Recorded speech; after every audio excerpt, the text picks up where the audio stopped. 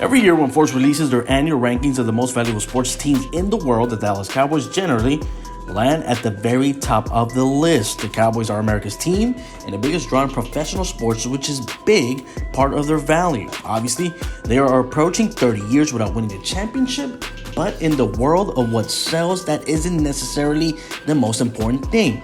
Elsewhere, in the NFL, the Denver Broncos are currently up for sale and are expected to go up for somewhere in the range of $4 billion. That is obviously a lot of money, but owning an NFL team is pretty profitable business venture, so it stands to reason that whoever winds up purchasing them will make a huge profit.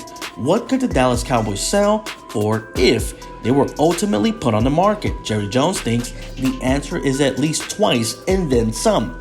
While the Cowboys' title drought is not yet 3 decades old, Jerry Jones' ownership of the team already is, and we all know that he has certainly made up for the $150 million that he invested for the team when he bought it back in 1989. Again, owning an NFL team is generally something that leads to pockets becoming more full of green bucks.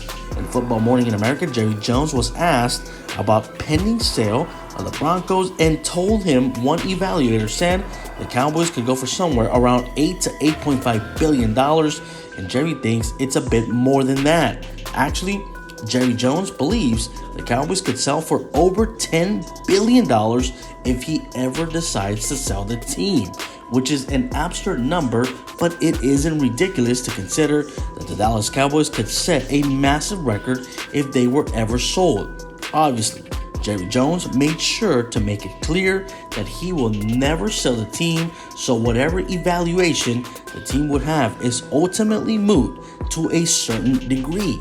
Jerry, of course, will never sell his cash cow until, let's say, he even passes away. The Cowboys did experience a great amount of football success early on in Jones' tenure as owner, president, and general manager, but most of his reign has now seemingly featured the Cowboys as the center of attention without any hardware to show for it. The Dallas Cowboys simply have not won a Super Bowl since the late 90s or 1996, to simply be exact. Now, that this is news by any means, but another part of Jerry noted that he likes his team being a part of the show, and that is his belief that fans enjoy things associated with that, like the owner being in a paper every now and then. To Jones, there's no such thing as bad coverage of the Cowboys. Bad coverage makes the Cowboys human, and he is positive his fan base loves the human.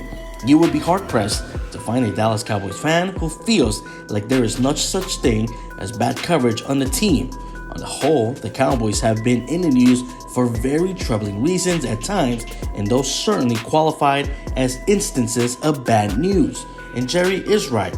The foibles and what do not create interest, such is the way that life goes on. People like points of entertainment because the rise and fall of things is interesting, but those methods are best reserved for movies and television.